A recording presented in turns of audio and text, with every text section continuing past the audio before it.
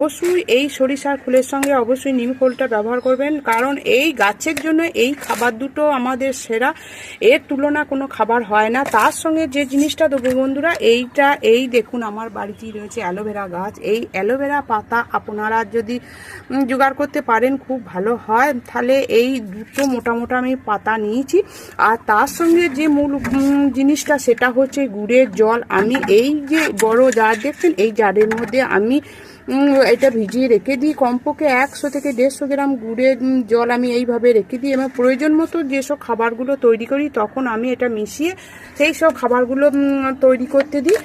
চলুন তাহলে দেখুন, আমি এইখানে নিয়েছি বন্ধুরা 4 থেকে 5 লিটারের বেশি এটা জল আছে।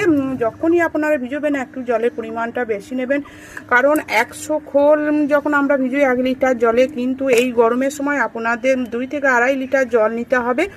আর এই খাবারটা তো গাছের তো দিলে কোনো ক্ষতি হবে না, গাছ তার উপযুক্ত মূল পুষ্টিগুণগুলো পেয়ে এইরকম প্রচুর পরিমাণে ফুল আনবে, গাছকে সবুজ রাখবে, সতেজ রাখবে। দেখুন বন্ধুরা, এইখানে আমি কমপক্ষে 2 চামচের মতো গুড় এটা গুলে দিয়ে দিলাম। তার সঙ্গে আমি এইখানে নিম খোলটা দিয়ে দিচ্ছি।